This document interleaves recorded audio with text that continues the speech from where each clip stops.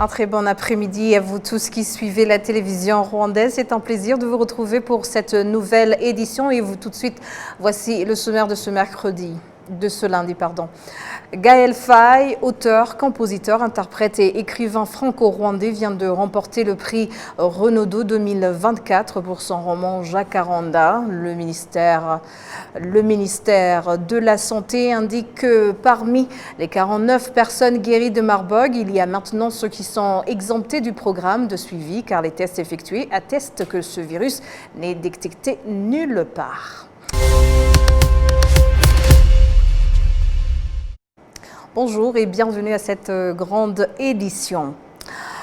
Alors, nous allons commencer par ce livre qui est une fiction sur la reconstruction du Rwanda après le génocide de 1994. Gaël Faye nous explique ici longuement d'où est venue l'idée d'écrire ce roman.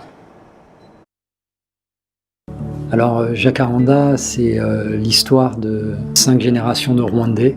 C'est l'histoire d'une société qui se reconstruit après un génocide. C'est aussi l'histoire du silence dans les familles, à l'ombre duquel on grandit. Donc on suit comme ça, à travers une fresque familiale, 100 ans d'histoire du Rwanda. Cette idée de faire un roman multigénérationnel m'est venue en observant mes propres filles, donc qui sont nées bien après le génocide. J'étais très envieux presque de mes filles qui n'ont pas à vivre avec ce poids de l'ethnie en permanence. Et ça m'a rappelé mon arrière-grand-mère, qui comme dans le roman s'appelait Rosalie et que j'ai connue dans l'enfance. Elle avait grandi dans le Rwanda avant que les colons belges imposent la carte d'identité ethnique. Et donc elle aussi nous parlait de ce Rwanda où l'ethnie, qui est une fabrication coloniale, n'existait pas. Et donc j'ai trouvé ça intéressant de me souvenir de cet aïeul, et j'ai voulu comprendre ce qui s'était passé entre ces générations éloignées, la génération de ma grand-mère, la génération de ma mère et ma génération. Et c'était une manière aussi de remonter à la source de la racialisation du peuple rwandais, avec les conséquences qu'on connaît, la conséquence la plus dramatique qui soit, le génocide contre les Tutsis en 1994. Milan, c'est un personnage français et rwandais, français par son père et rwandais par sa mère, donc les mêmes origines que moi. Il est dans cette famille franco-rwandaise où la mère ne parle pas de son passé, n'évoque jamais le Rwanda. Il ne se pose pas plus de questions que ça. Et j'ai envie de dire qu'il est ignorant de son histoire. Et lorsque les conflits surviennent, on confond souvent l'ignorance et l'indifférence. C'est qu'il n'est pas indifférent à ça, il ressent les choses, il aimerait les exprimer, mais il n'a pas les mots, il n'a pas la connaissance. Et d'une certaine façon, il est comme nous les lecteurs, qui entrons dans une histoire et qui n'avons pas les clés. Et c'est ça qu'il raconte, Milan. C'est que nous sommes tous ignorants, mais on peut tous cheminer. Je ne dis pas comprendre, mais au moins ressentir. On a bien sûr besoin du discours politique, on a besoin du discours historique, mais j'ai l'impression que pour toucher l'autre dans son humanité, il n'y a rien de plus juste que l'approche sensible des artistes. Le personnage principal de ce roman, c'est cette famille. C'est les interactions entre toutes les générations. Il n'y a que par le lien qu'on arrive à retisser ce qui a été brisé. Et le lien, il s'opère entre ces générations par des mots, par des gestes, par des attitudes, par des présences, par du réconfort. Le personnage principal, c'est la multitude des personnages qui discutent entre eux. Jacaranda n'est pas un roman sur le génocide. C'est un roman sur les répercussions de la violence extrême à une échelle humaine, familiale, et comment on retisse les liens humains après la violence extrême. Et donc c'est pas une histoire rwandaise, c'est une histoire humaine, c'est je dirais même une histoire universelle. Ce qui a traversé la société rwandaise et qui la traverse encore aujourd'hui pose tout simplement des questions humaines. Mon intention, mon ambition, c'est plutôt de donner des contours à ce que l'âme humaine faire de pierre, mais surtout comment elle peut se relever et retrouver, malgré les ténèbres qui nous enserrent à chaque moment, retrouver la lumière nécessaire pour qu'on apprenne à vivre ensemble. Le ministère de la Santé indique que parmi les 49 personnes guéries de Marburg, il y a maintenant ceux qui sont exemptés du programme de suivi car les tests effectués attestent que ce virus n'est pas détecté nulle part dans leur organisme où ce virus persiste. L'édité avec Kassim Youssef. Le ministère de la Santé indique qu'un mois va bientôt s'écouler sans qu'aucun décès suite à l'épidémie de Marburg ne soit signalé, ajoutant que jusqu'à ce jour, un total de 66 personnes ont contracté le virus Marburg, parmi lesquelles 15 sont décédés, 49 sont guéris et que 2 autres patients se rétablissent bien sans aucune complication grave. Bien que la situation semble s'améliorer, le ministère de la Santé souligne que les gens ne doivent pas baisser leur garde en raison de la gravité de cette maladie, comme c'est actuellement le cas de 2 personnes gravement touchées. Le ministère de la Santé a également indiqué que le programme de suivi des personnes guéries se poursuit parce qu'il existe des parties du corps où le virus peut persister afin d'éviter qu'elles ne deviennent des vecteurs de propagation de l'épidémie. Le ministère de la Santé d'ajouter que certains anciens patients ont terminé le programme de suivi et ont été testés et déclarés exempts du virus. Lors de la conférence de presse ce lundi sur la situation actuelle de cette épidémie, le ministère de la Santé a expliqué que la première à avoir Marburg au Rwanda était employée dans le secteur de l'extraction minière et avait été contaminée par une chauve-souris et qu'il a contaminé son épouse qui en a été victime. Le ministère de la Santé indique en outre qu'un mur a été érigé dans la grotte d'extraction minière en question pour séparer la zone de travail et les endroits où se trouvent les chauves-souris. Et ce ministère de préciser que le fait de tuer ces chauves-souris n'est pas une solution parce que cela peut entraîner d'autres épidémies, les chauves-souris se reproduisant rapidement. L'on compte jusqu'à présent 1700 personnes au Rwanda qui ont reçu le vaccin contre la maladie de Marburg. Le ministère de la Santé a demandé à 49 personnes guéries de l'épidémie de Marburg de rester vigilants parce qu'il a été constaté que le virus peut persister dans leur organisme et y demeurer pendant un certain temps. Le directeur au ministère de la Santé en charge de la promotion du bien-être des agents exerçant dans les hôpitaux, le docteur Nyeshimana Menelas, explique les raisons pour lesquelles ce virus peut persister et les mesures à prendre. Après la guérison, le virus de Marburg peut persister pour une durée qui peut être très longue dans certains sites du corps. Ça peut persister dans le sperme du malade, ça peut persister à l'intérieur de l'œil du malade qui a guéri du virus, dans le lait maternaire, aussi dans le liquide vaginal. Mais côté clinique, on fait un suivi très rapproché pour 2 sites. Le virus qui reste dans le sperme, qui peut aller même au-delà d'une année, et le virus qui persiste à l'intérieur de l'œil. Ces 2 lieux sont appelés en médecine les sites immunoprivilégiés, les sites où la pénétration des médicaments n'est pas facile. C'est pour cette raison que le virus peut y cacher, rester, se répliquer, être transmis à l'autre personne. C'est pour cette raison qu'on va faire une clinique de suivi des malades qui ont guéri du virus de Marburg pour une année au minimum. Ça va être une équipe multidisciplinaire avec les médecins, les infirmiers, les psychologues, les laborantins, les scientifiques, les académiques, pour s'assurer que la guérison est très maximale et que le virus n'est plus contenu dans le sperme, n'est plus contenu à l'intérieur de l'œil. On va voir, mais on va pousser pour que ce soit au-delà d'une année. Et en attendant, la personne qui a guéri du virus doit suivre les précautions très à la lettre pour s'assurer que le virus n'est pas passé à l'autre personne. L'activité sexuelle du malade qui a guéri doit être très très bien fait pour ne pas contaminer le conjoint ou la personne avec qui le malade vit. Ça peut être son partenaire, ça peut être la personne qui se charge de l'hygiène à la maison, s'assurer que la personne utilise les préservatifs tout le temps et que la disposition du préservatif est faite dans des conditions hygiéniques très maximales.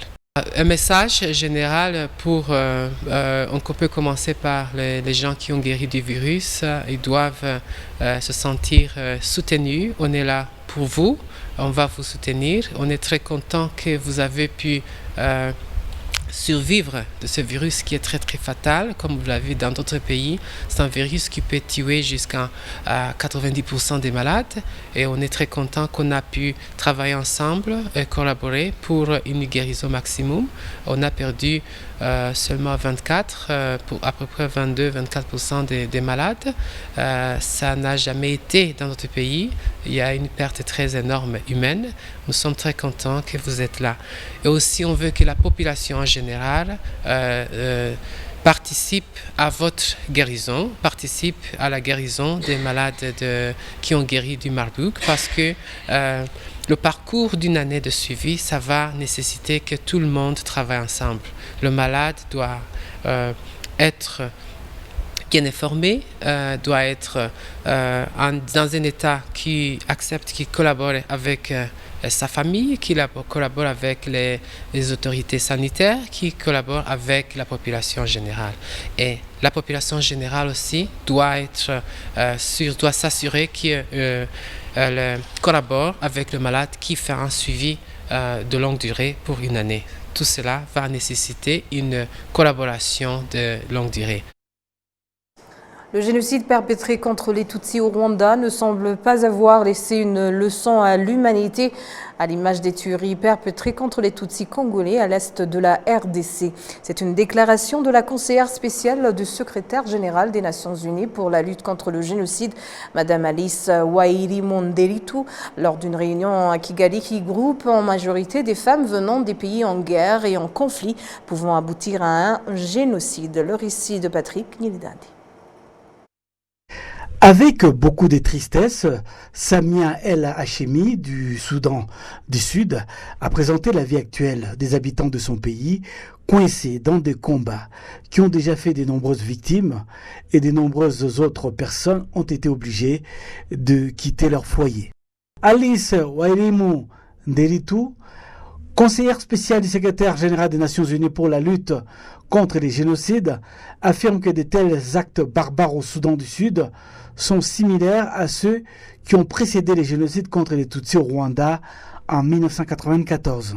S'appuyant également sur ce qui s'est passé dans l'est de la République démocratique du Congo, Alice Wairimu-Nderitu affirme que la déclaration du plus jamais ça devait être accompagnée d'actions concrètes, car sinon les génocides contre les Tutsis au Rwanda n'auraient pas servi de leçon au monde.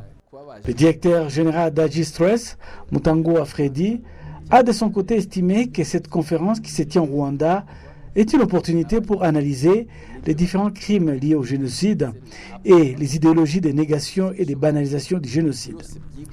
Quelques-unes des recommandations et conclusions de cette conférence seront présentées aux États membres des Nations Unies afin qu'ils puissent continuer à déployer des efforts pour prévenir les discours de haine, prévenir la naissance des conflits et tout ce qui pourrait conduire les gens au génocide.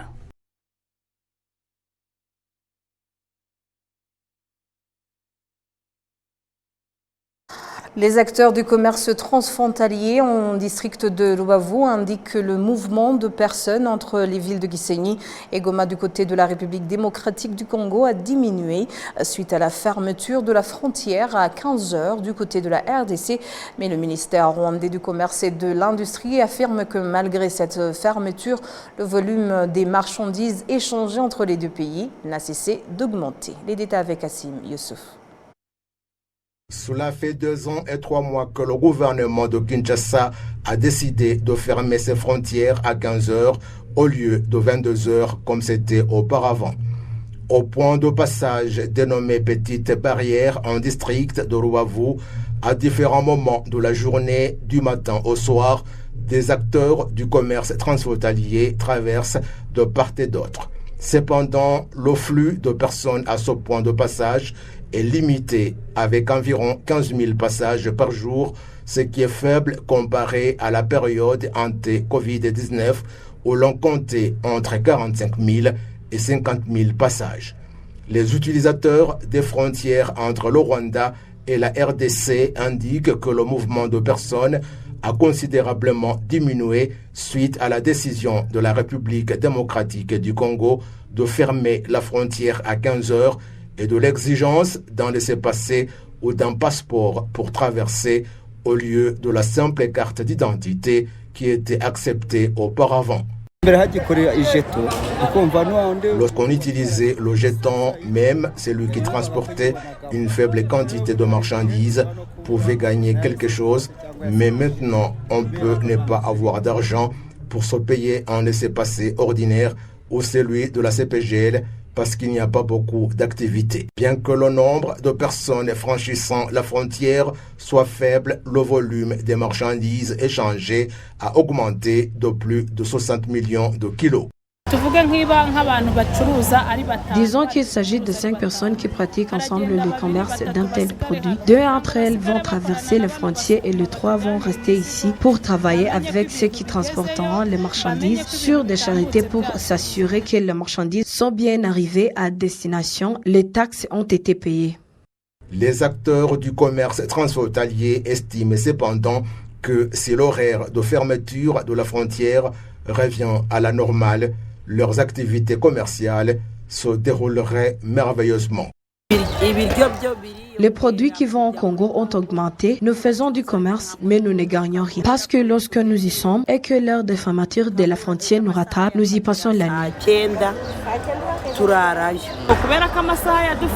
Lorsque l'heure de fermeture nous rattrape, on laisse la marchandise et on rentre parce qu'il est impossible de poursuivre le vent. Et lorsqu'on y retourne, le matin, on trouve que beaucoup de marchandises sont détériorées et on ne vend ce qui reste et on rentre. Les statistiques du ministère du Commerce et de l'Industrie du Rwanda montrent qu'au cours des 4 dernières années, malgré les problèmes de sécurité en République démocratique du Congo ayant terni le climat politique entre le Rwanda et la RDC, le commerce et les échanges entre les deux pays ont continué d'augmenter. En 2023, le Rwanda a exporté vers la RDC 436 millions de kilos de marchandises d'une valeur de 173 millions américains par rapport à 375,8 millions de kilos d'une valeur de 154,60 millions de dollars américains en 2022. Le ministère du Commerce et de l'Industrie indique que le commerce et les échanges devrait se faire sans obstacle, soulignant que le Rwanda n'a jamais fermé ses frontières et que ceux qui souhaitent que les horaires soient rétablis attendent que le gouvernement de la RDC reconsidère sa décision. Il s'agit de la volonté de ce pays et le jour qu'il va décider autrement, les choses vont se normaliser. On ne peut rien faire à ce propos. Les marchandises qui y vont, c'est dans l'intérêt de leur population et lorsqu'ils comprendront qu'ils doivent rallonger l'horaire de fermeture, ils le feront. Ce que nous disons à nos habitants, c'est d'exploiter les heures dont ils disposent. Les statistiques révèlent qu'au cours des 2 dernières années, le Rwanda a exporté vers la RDC plus de 419 millions de kilos de marchandises d'une valeur de 328 millions de dollars américains.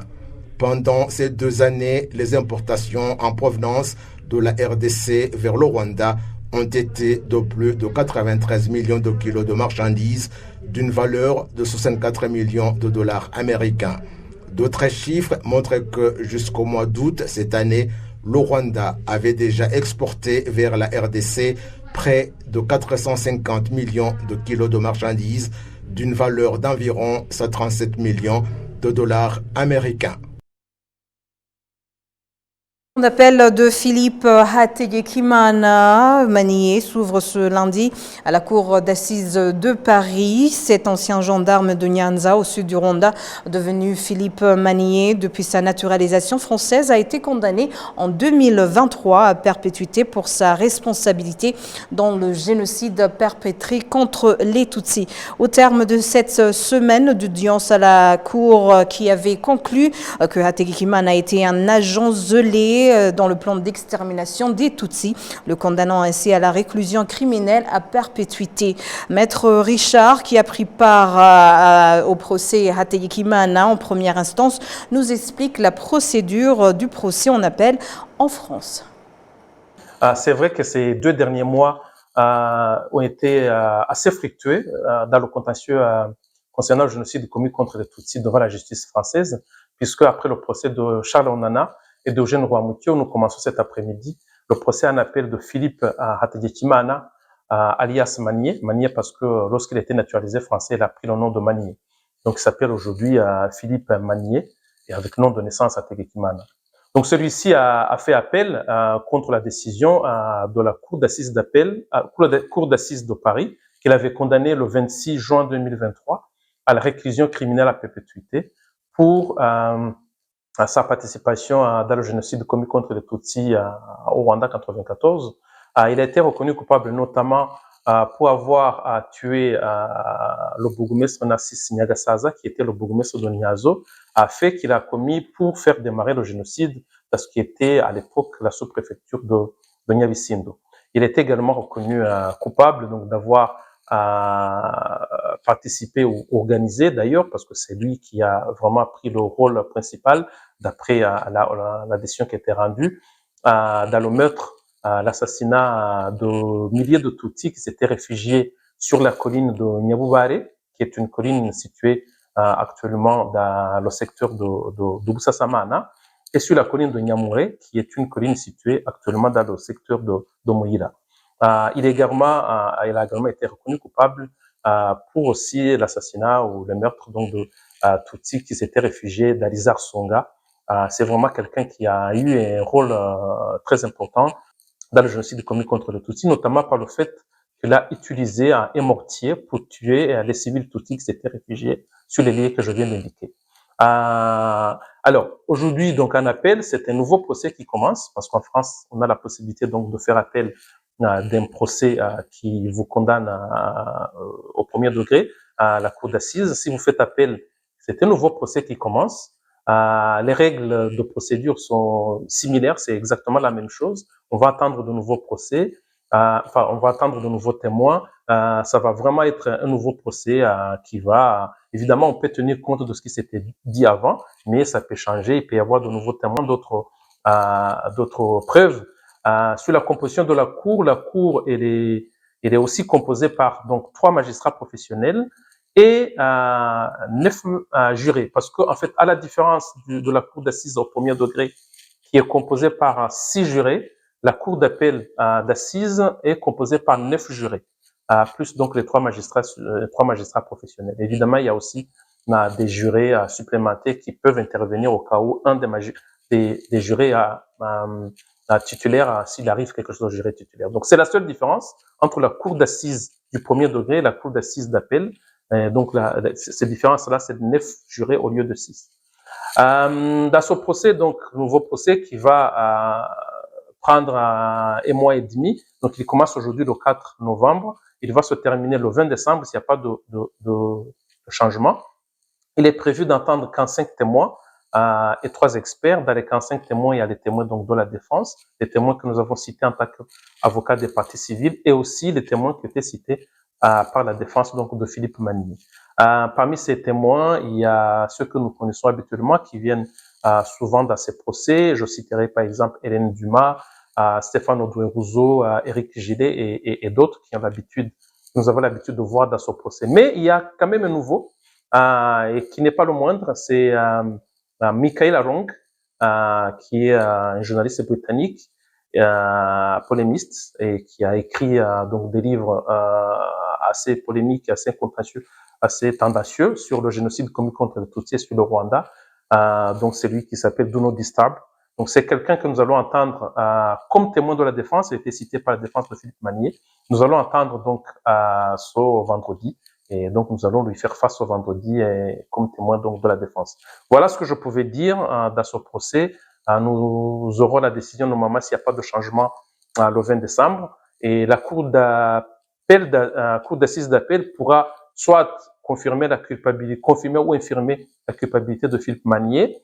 Il peut, en cas de déclaration de culpabilité, soit le condamner à la même peine, donc reconduire la peine de réclusion criminelle à perpétuité, ou alors modifier la peine. Donc voilà ce que je pouvais dire sur ce procès. Plusieurs groupes énergétiques d'Afrique et d'autres pays se sont réunis pour trouver des solutions au déficit énergétique dans diverses régions d'Afrique, notamment dans les régions rurales. L'honorable Ibrahim Matola, ministre de l'Énergie du Malawi, a déclaré que les Africains devraient s'unir pour résoudre les problèmes qui entravent le développement du continent. Au cours de ce sommet, les groupes énergétiques de différents pays ont eu l'occasion de présenter leurs produits et ont indiqué les bénéfices qu'ils attendent de cette exposition. Alors nous, Tract Afrique, on est un acteur historique dans les solutions d'énergie, avec la vente de groupes électrogènes, le service et les solutions annexes. Et depuis quelques années, nous avons commencé à diversifier notre offre avec des solutions hybrides, solutions solaires pour nos clients. Petites installations jusqu'à des centrales de plusieurs dizaines de mégawatts. Et nous présentons aujourd'hui à Kigali pour présenter ces solutions-là à l'ensemble des clients du pays, mais également de la région. Faire connaître nos produits, nos solutions, notre expertise et surtout notre proximité pour les accompagner dans leurs projets.